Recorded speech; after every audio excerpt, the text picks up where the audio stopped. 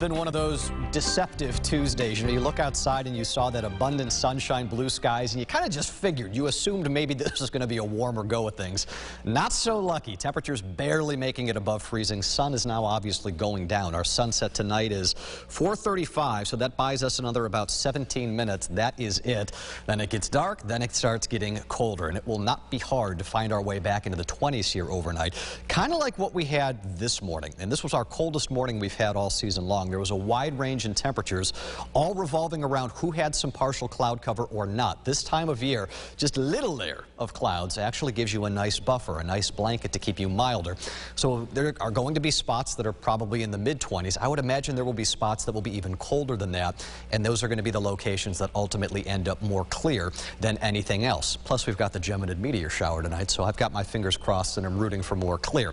So there's the situation here. And you see, there's a little bit of cloud cover around, but not a ton. I do think some of this will bleed eastward here as we start moving forward through the course of the night. This is our big organized storm system, and like water spiraling down the drain, you can see the tail out of this. This is the frontal boundary as the moisture wraps itself back around to the main parent energy right about in there.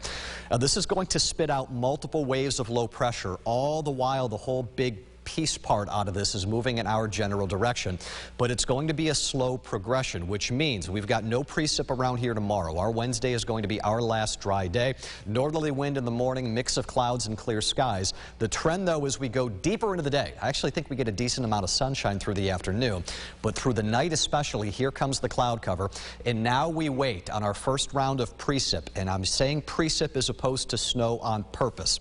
By the time we get into lunchtime, we've got the leading edge of this now knocking on the door of Rochester. I get the feeling here in town, this is probably going to be any form of a mix for Rochester, rain versus snow.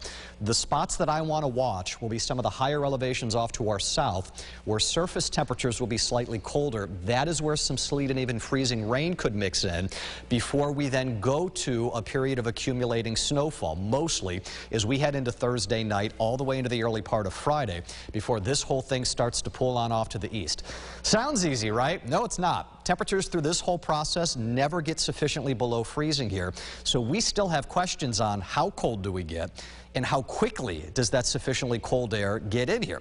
Got secondary low pressure developing on Friday across the Atlantic coast. That's going to have some implications on moisture.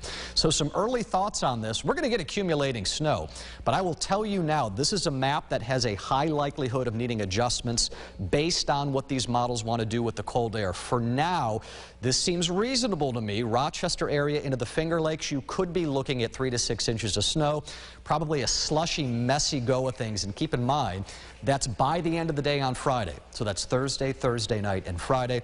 Then we could talk some lake effect into the weekend. Yeah, just keeping a close eye on this as it develops. It's one of those lower confidence than normal, just because we don't have that slam dunk cold in here makes it tricky. So early look, expect changes. Right. Eric, thank you very much.